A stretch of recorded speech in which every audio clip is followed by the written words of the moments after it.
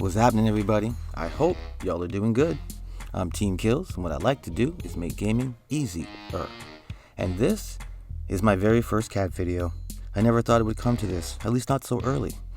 But at least this is not one of those cute cat videos. Actually, I'm lying. This is a cute little bloodsucker.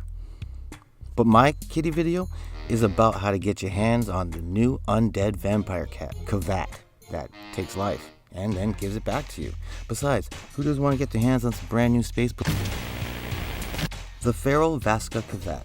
This is one of the newest animals to hit Cetus, but they're nocturnal, so you can only find them at night. Of course, they're vampire cats. Now, the first thing you're going to need is a different Kavat, a Semeta or a Adoraza. I think that's how you say it.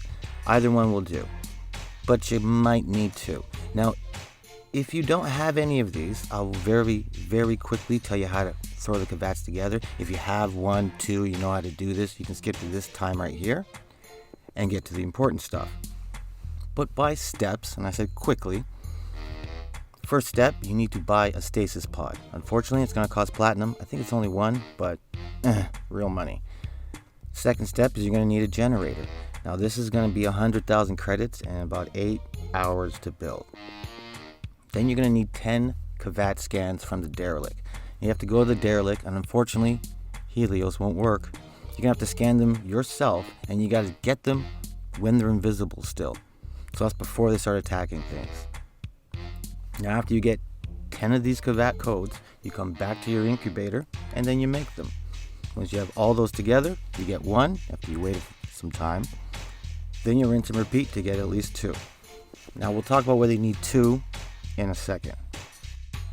Now, back to the vampire Kavats. Now the second step is you got to go to Cetus at night. That's where they live. It's the only time they spawn.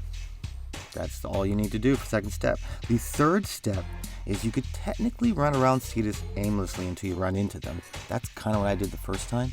I came out the doors and turned left, mining little rocks, and I got attacked. Now, they like to attack groups of Grineers, so if you go to the Grineer bases, you might run into one or three. They're pack animals. But it's smarter to go right to Master Tensenai, whatever, the Birdman, and get the Kavat lure. Then you can go out into Cetus and do the hunting process. Now, if you don't know the hunting process or haven't got that mastered yet, I got a video that can help you with that. Don't worry, I got you covered. Now, when you find them, they're going to attack your Kavat, plus you, everything else. But when they attack your Kavat, they're going to give it a really bad space vampire rash that glows red. And rubbing your kitty's not going to make it go away. What you have to do is put your Kavat into the pet incubator and make a genetic imprint in the genetic tool section. This will clear your kitty's space vampire rash, and it will give you one of the 2 genetic codes that you need to make your vampire Kavat. Now, after you put your infected cat into the incubator, which is going to take an hour and a half,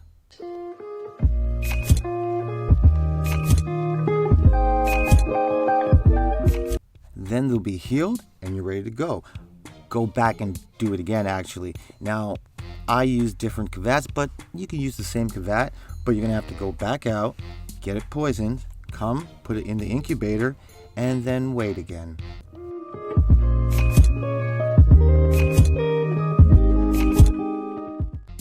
Now, some say you can do this with the same Kavat twice.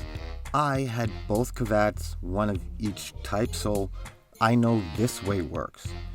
So if you only have one, try it out. Let me know what happens. Either way, this is what you're going to need.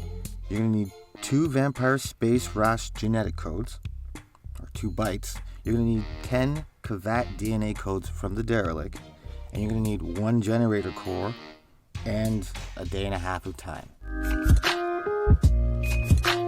Now you don't actually have to wait there. Like, I don't know, could you just turn that off? Thanks. So once you're finally done, you get a furry little vamp ball. And to mature to a full-grown bloodsucker, all you have to do is go back to the incubator, and you're going to pick the actual pet station under its name and pick the mature pet in the combat section. Now, I personally consider all the Kavats to be useful in their own special little ways. This one kind of fits right into the bunch. Its first ability is called Draining Bite. Now what it does is it does 400 damage, and 10% of that damage is returned to the Kavat as health, which is basically like its own life strike or life steal. It's really good on keeping it alive. Speaking of keeping it alive, its second ability is called Transfusion. Now this one is really useful. When you die, the Kavat will sacrifice 20%, or you have a chance. It's going to sacrifice 20% of its life and raise you from the dead with its special cat vampire blood. I synthesized the serum from his super blood.